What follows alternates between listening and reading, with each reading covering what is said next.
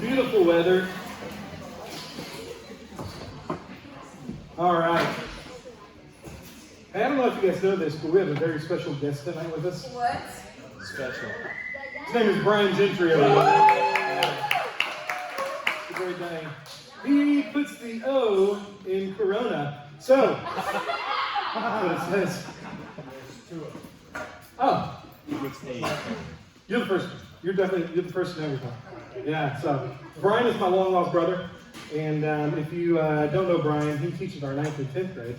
And yep, fantastic guy. And Brian is a fellow Nicaraguan. Nicaraguan? Is that? I don't think that's it. I think that was good. It's Nicaraguan, yeah. No Ian. Yeah. Nicaraguan, yes. But Brian is leads trips to Nicaragua. So if you're interested, he is actually leading one in July. That's going to be coming up. Super excited about that. Great opportunity. Sophia's been on that trip. Isn't Nicaragua amazing? Dude, Nicaragua's so good. So Bryson's been to Nicaragua, and Theo's been to Nicaragua, and and Jenny and Chad have been before. This was before we knew them, so I don't know if that life counts. But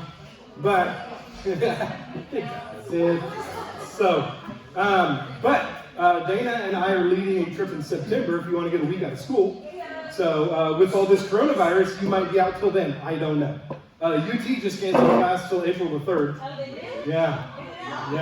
I just found out from Hunter. So, but tonight we're gonna not worry about the coronavirus. We're not gonna worry about all that stuff. We're gonna worry about Dance Monkey. That's where we're going tonight. So, yep, we're doing that. So, we're going to continue on. We're going to continue on in our Billboard series. We have this week and next week. Next week's going to be special. 10,000 hours. Great. Yeah. It's going to be beautiful. I mean, 10,000 hours. So, but tonight, yeah, I've been very. Thank you. I've tried to be very fair with these songs. I think you've done great. Thank you very much. Yes. Not all my cup of tea, but hey, some of them are. This one is, out of the ones we've listened to, this is probably the best one so far, which is weird. But because I didn't think I would like this, I'm not really a pop kind of guy. I'm not a pop music kind of guy. But I guess there's a little dancer inside me. I don't know. A little dancer. So, that's all I got. So, but tonight we are covering Tones and I, Dance Monkey. I wouldn't say who's heard the song, but everyone's heard the song. If you haven't, Jenny, you've never heard the song? Dude, this song is like an earworm of a song. It gets in your head. It's going to nest and lay babies there. It is forever. And you've never heard the song? The music video, I'm not going to say it's awesome, but it's okay. I think it's fun. So let me read the lyrics really quick as we're going through this. Again, this is not to pick on the song. I'm not going into the character of the person. I'm not going into if I like them or not. We are going strictly off the lyrics, what they say, and what I can find out about the meaning of the song. And this song actually has a really cool story. Even if you don't like the song, I think the story is pretty interesting. So here we go. Tones and I, Dance Monkey, featuring Major Lazer. Did not know Major Lazer is part of it. Anyone know who Major Lazer is? Yes. Yeah, that's very easy. Good. All right. They say... All right. They say, oh my goodness, because I can't say the Lord's name in vain, that's what it is, but oh my goodness, I see the way you shine. Take your hands, my dear, and place them both in mine. You know you stopped me dead while I was passing by, and now I beg to see you dance just one more time. Oh, I see you, see you, see you, see you every time. And oh my, I like your style. You make me want to cry. And now I beg to see you dance just one more time. Does anyone have any idea what's going on? Okay. Yeah, you're like, he wants to see her dance. Not at all. Yeah. This is one of those songs Unless you know the story, this song makes no sense. But let's keep going, because this song is really like this deep in me. All right, so here we go. So they say, dance for me, dance for me, dance for me, oh, oh, oh. I never seen anybody do the things you do before. Oh and before do not dance. They don't rhyme. So, but she said before. I don't know. They say, move for me, move for me, move for me, A. And when you're done, I'll make you do it all again. Again, rhyming, not a strong point. All right, here we go. I said, oh my goodness, I see you walking by. Take my hands, my dear, and look me in the eyes. Just like a monkey, I've been dancing my whole life, but you just beg to see me dance just one more time. Ooh, I see you every time. And oh my, I like your style. You make me want to cry, and now I beg to see you dance just one more time. And then it says the chorus 497 more times. So, yeah, that, I'm just telling you. So here's the crux of the song. If we're going to go, what is the line, what is the meaning in all of this? Here's what it is. Just like a monkey, I've been dancing my whole life, but you just beg to see me dance one more time. Here's what this is. All right, so there's this girl. She is from Melbourne, Australia. All right? And she loves music, was working at a surf shop, and around her surf shop, there are musicians everywhere. All right? There are, and they call it busking. Anyone ever heard busking? Busking. All right, so busking is going out on the street and playing your music. All right? We would call them street performers or street musicians. So this is what they would call busking in Australia. So there are buskers everywhere, all over the street. And so there's live music going on constantly, 7 days a week, nearly 24 hours a day on this one street where she worked.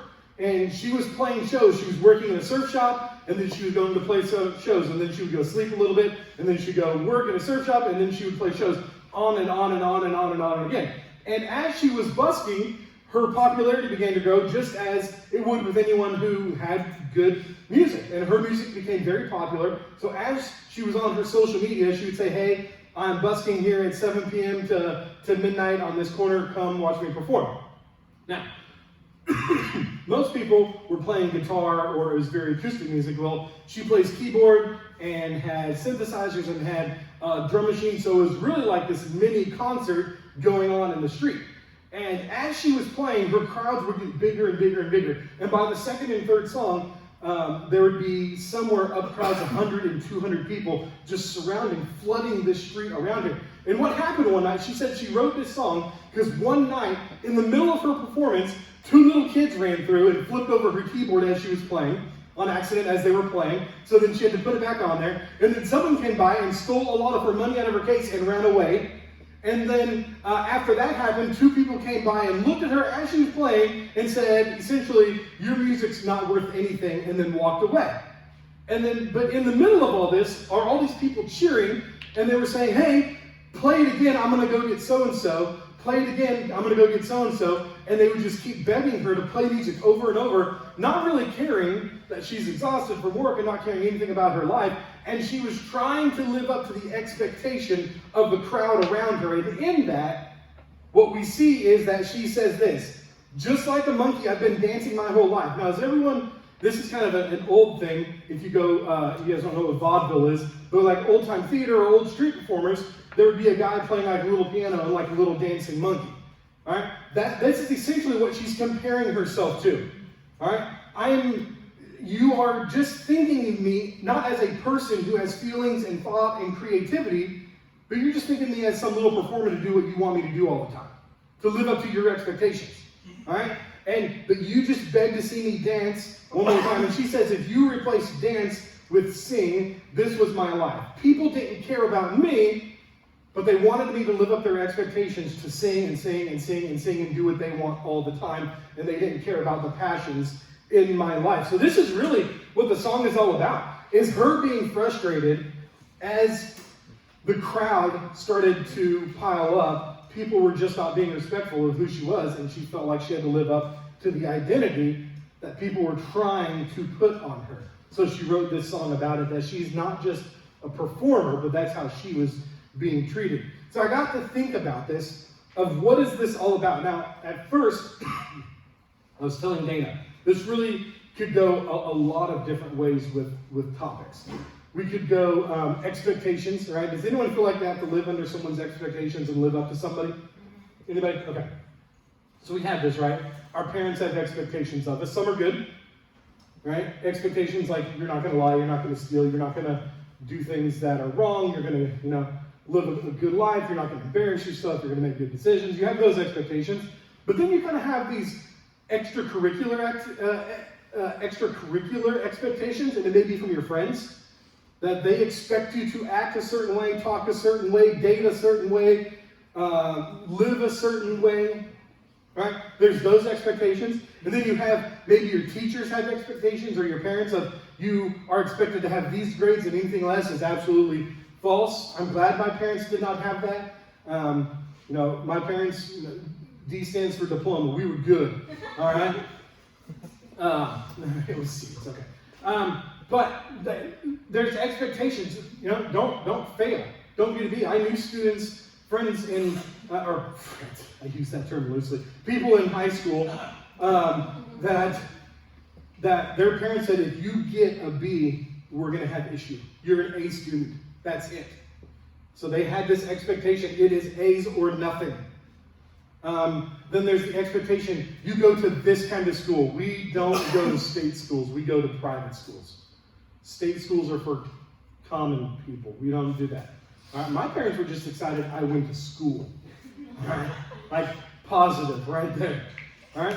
So it could be all about expectations. Then I was like, wait, maybe it's not about expectations. Maybe it's for codependency. But we kind of talked about codependency last week, and I didn't want to do it again. I'm not taking away, because I think there is some codependency stuff in here. But I don't think the whole song is about codependency. I think when it comes down to it, really what she is dealing with here is, what is my identity? Who am I? That's the big word we need to focus on, is identity. She is, at times in her life, and this is every celebrity or music person, even though they would say, I don't care what people think, we've already discovered through some music, they absolutely do. People try to give you an identity, right? Bryson, I'm sure there's someone in school, teacher, parent, coach, friends, who try to push an identity on you. And you have to fight against that. Rebecca, I'm sure it's the same for you at your school. Your friends try to make you in their image or their idea. And these are things that we have to fight against, right? These are things that our identity, unless we define it, someone will define it for you. This is where we have to take a stand. An identity. But to define our identity, we have to know where our identity comes from. Now, there's this really cool sports movie that I highly recommend watching called Miracle. Has anyone seen this movie? Yeah, great movie. It's a hockey movie about the 1984 Olympics. 1984? 82? 84. 84? All right. What? Yes, it's like hockey. 80? 1980 Olympics. Yeah. All right, so it is the Team USA hockey team against the USSR hockey team, which, if you know anything about hockey, Russians are amazing at hockey and would just dominate. I mean, when you live in an ice cube, you should be good at hockey. All right? So the Russians were like this team. They were the big bad, beat everybody team. And Team USA, there's this scene, right? That kind of in the not a practice game, but kind of games getting ready for the Olympics, getting ready for the first games of the Olympics. They have their game.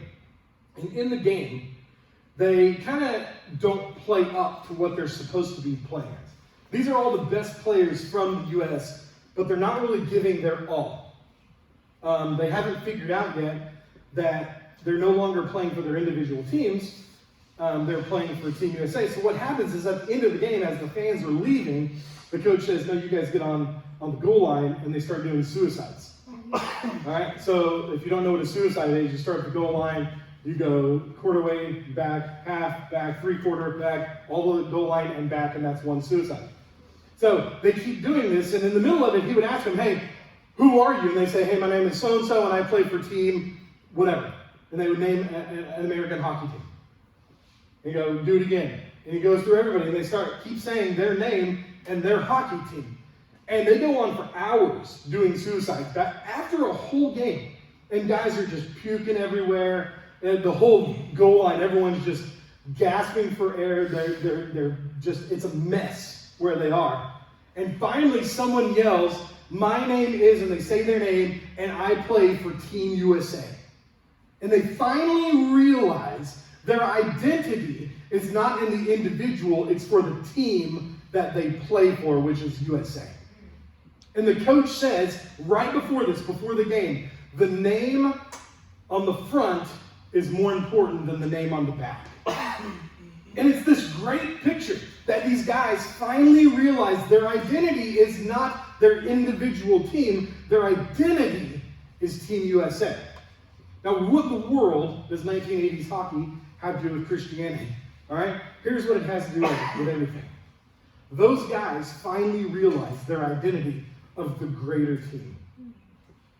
For us, as Christians, for us to recognize our identity, you have to stop living for you and start living for the greater team, which is the kingdom. That's your identity now. As a Christian, your identity is no longer Matt Paradis, born in Bakersfield, California, went to Centennial High School, Cal Baptist University. No one cares about that.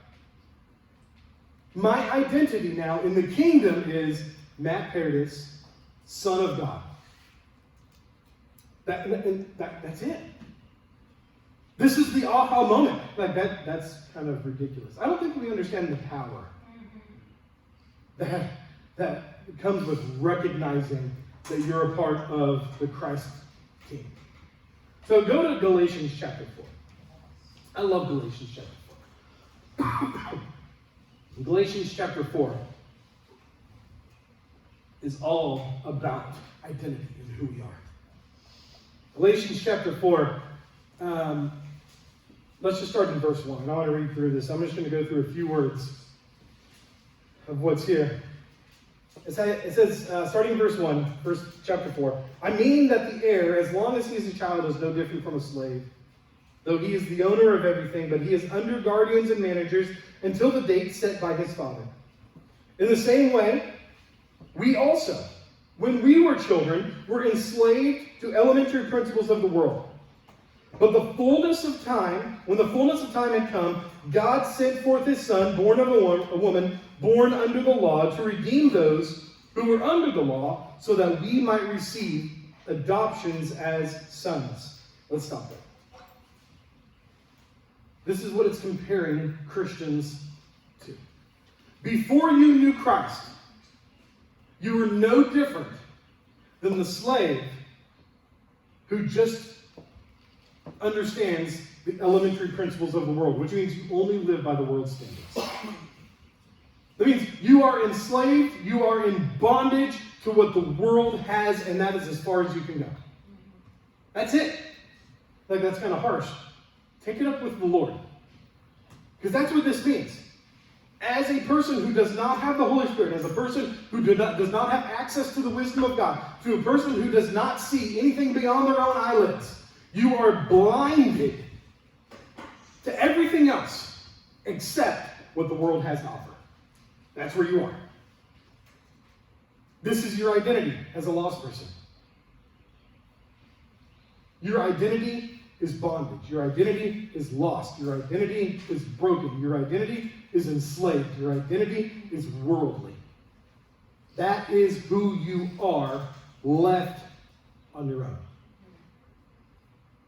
But then we see this beautiful thing, and don't ever forget this, what it says here, all right? Verse 4, "When the fullness of time had come, God sent forth his Son." Not something that we did, not something that we instituted, not something that we ushered in, but when God said it's ready, he sent the Son to come and die on a cross so that Jaden, in the 21st century, could accept him as his son. That's wild to think about, right? That 2,000 years ago, God had Jaden's salvation on his mind. And really before that. You read the book of Revelation, chapter 13. Before time began, God had your salvation in mind. This is what we're seeing. God sent forth his Son, born of a woman, born under the law. This is fulfillment of all of the prophecies of the Old Testament to do what? To redeem those who were under the law. Why? So that we might receive adoption as sons. Here's what this means. You go from being enslaved. You go from being in bondage. You go from being broken and blind and dead to now redeemed, which is a fancy word for rescued, but not rescued just to anything, but rescued to receive adoption as sons and daughters. Now, I think adoption is a beautiful picture. If you've never seen adoption happen, the whole process is amazing. It's beautiful.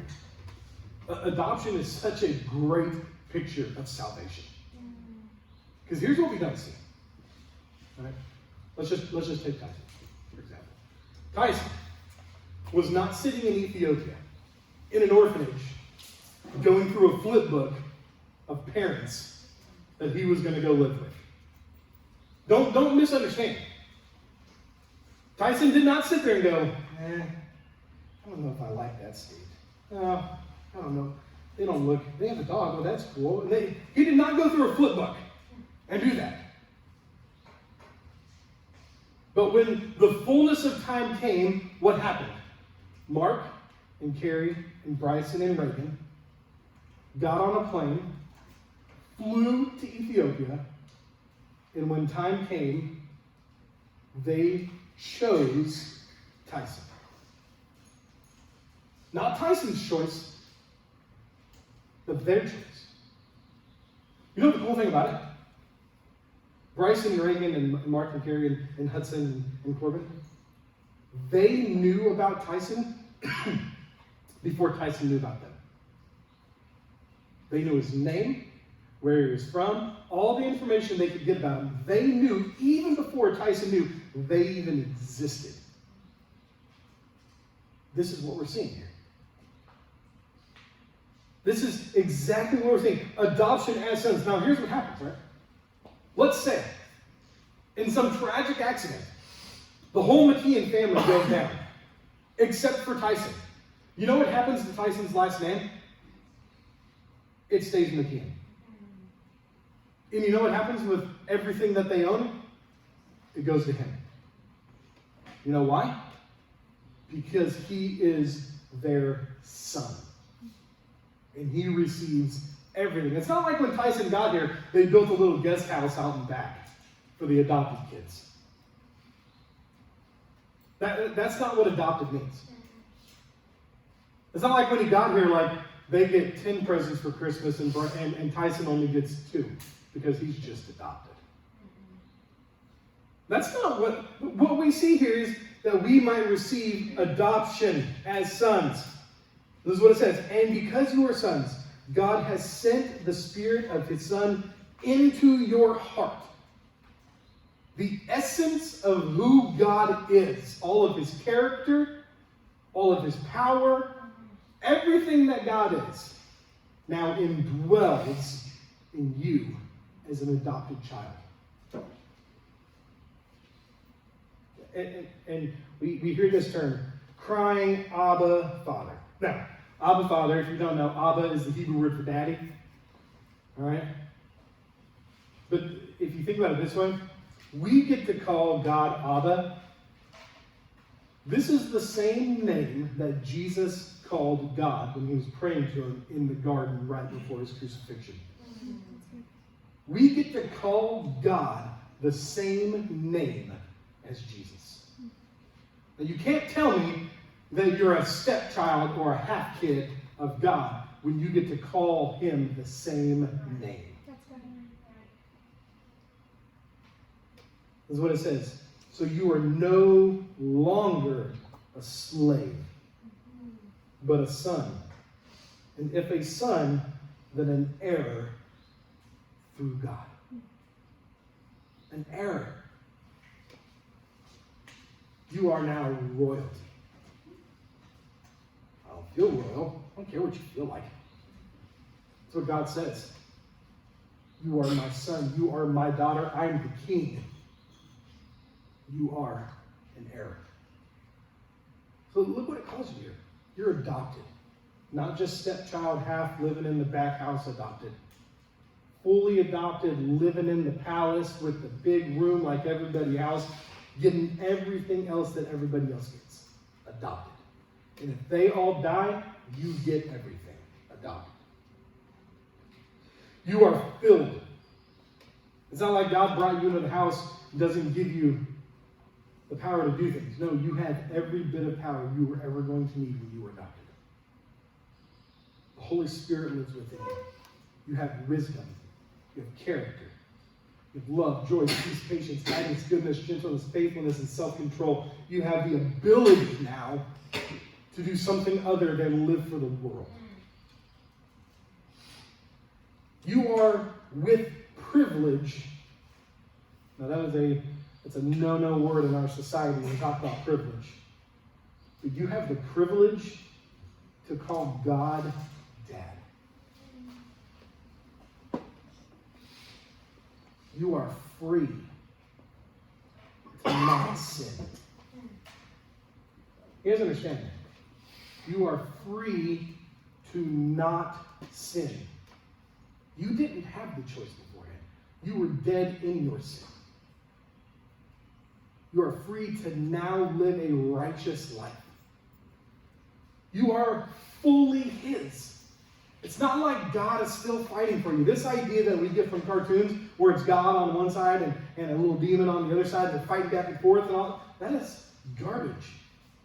You fully belong to God, and there is no fight for you. The fight happened at Calvary, and Jesus won. Finally, you're an heir. You receive everything. You are royalty. So here's what the world says. People put expectations on me. You want to put your identity on me, my friend's identity, my team's identity, my school's identity. And God says, no, I don't care about those identities. Your identity is me. Why is this a good thing? Because one day, you are going to stand before God. And if you're banking on the identity of the world or anything in the world, you will fail miserably. Here's what you need to have for your identity. Is when you get up and you stand before God, God sees Jesus covering you. And your old self is not seen. That's the beauty of the identity of Christ. When you put it on, your dead, broken, enslaved, in bondage, disgusting, horrible, sinful self is not seen by God. Ever. God only sees Jesus. That's awesome. That's awesome. But it's hard. It's hard, right? It's hard to live in the identity of Christ. It's hard. We want a day off. We want an hour to go do something that we want to do. All right, if we're like, hey, God, if I could still keep the Christianity, but just let me have my Fridays. Right? Wouldn't that be nice, Preston? How dare you? All right. No. It's a tricky question. You're like, no, I would never want it. Yeah, you would. Of course you would. We sin every day. Don't say you don't want to live in the world sometimes. But it's a challenge. God's giving you all the power. Dana talked about this last week. You are going to run into things that are too big for you. But it's not too big for Jesus. So I want to show you this video. I've talked about this before. Navy SEALs are amazing people. But this is a guy named Jocko Willink. All right, and he's a writer, author, but a former Navy SEAL. And he talks about what it takes to get through BUDS, or their training. 6 months long. So watch this video really quick.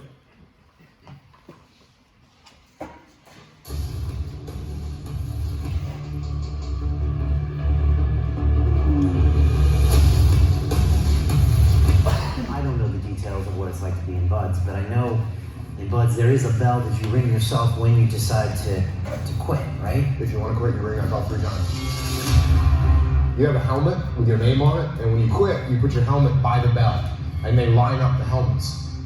There's 200 people or 150 people that start the class. There's 100 helmets of people that quit. Grown men whose dream it was to be a SEAL, that get there, that did all this physical training and all this preparation and signed that dotted line and committed to 6 years, and they show up there and they get to that training and they ring that bell. No one knows who's going to make it through that program. The only way to know what's in the core of a human being is to rip that thing apart and see what's in there. And until you rip it apart and see what's in there, you don't know. You're watching the kids and they're beat down, they're chafed, they're bleeding between their legs. It's just misery. And then you get the result.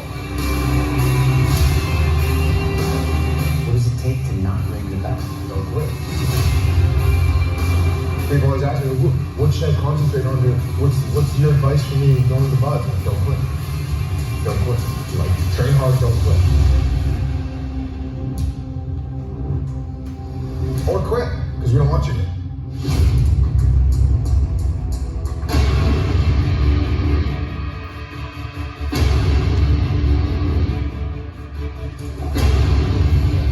So I love it, dude. He's like, or quit. We don't want you here anyways. So, but this is one of those things, right? You're like, those guys are nuts. You can actually watch, go on YouTube, you can watch a whole training from beginning to end of Buds, the 6 months that they're in. And it's, I think class 234 is what it is. But they start with like 150 guys, and by the end of the class, they have 22 people. 22 people. And some guys actually had to be medically discharged from the Navy SEALs training because they were training on like major shin splints, on a fractured femur, on discs that are bulging in their back. But this is what they're taught. Your body can go further than you think. You can do things that your body could never imagine doing if you're willing to not quit. So I see this and I'm like, okay, man, I would never want to do that because I'm lazy. But in the Christian life, you gotta imagine that's just temporary. We are training for eternity. They're training for physical warfare. We are training for spiritual warfare. An enemy that we cannot defeat on our own. How do we get through it? Don't quit. Same principle. Don't quit. Don't give up. When things get hard, remember, you can go further with Christ than you ever thought you could. You can persevere. You can make it through. And then when the next battle comes, you're even stronger. I love it. Don't quit. I believe the Christian life, from beginning to end, is harder than anything that any Navy SEAL will face.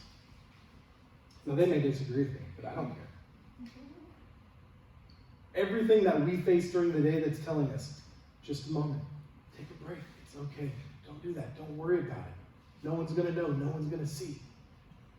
This is where you remember your identity. I'm a son of God. I'm a daughter of God. And I don't play for me anymore. I play for the kingdom. And my identity, your identity, reflects the coach. You are a direct reflection of who's teaching you. Let's pray. We'll get into small groups. God, we thank you for this night. God, we thank you for who we are in Christ, our identity. God, the fact that we can sit here, stand here tonight, and understand and recognize that you have us. You have us. We don't have to take care of that relationship. You take care of that relationship. You're not going anywhere. You aren't letting go. You aren't changing. God, let us take our identity serious. Let us recognize that we are playing for your team. We are no longer individual selves. We belong to the greater community of Christ, under the banner of Christ, covered in the righteousness of Christ. This is who we are. We have won because you are victorious. There is no enemy that can defeat us. There's no enemy that can stop us. There's no enemy that can bring us down. They're going to try. They're going to bring weapons. They're going to bring battle plans. They're going to do everything that they can to stop us. But God, we can go further because you can take us there. We fail when we give up who we are. We fall down when we turn our back. I love that the armor of God doesn't talk about a back protector, because we were meant to go forward at all times, not run away. And the only reason that we can go forward is because you are leading us and protecting us each and every step. That's our identity. Let us rest in that. Let us boast in who you are. And let us live reflecting the character of the living God. We pray in your name. Amen. As you get into small groups, come grab one of these from Ginny and Kristen and Dana. These are verses from the Bible about identity that you can keep in your Bible. All right? Just as an encouragement, if you want to go through these, that's fine. Leaders, we're going to meet here in the middle. Small groups. Get together with your students and have a discussion about identity. You can go through some of these verses. You can go through any struggles that you have and how you, as a Christian, embrace your identity. All right?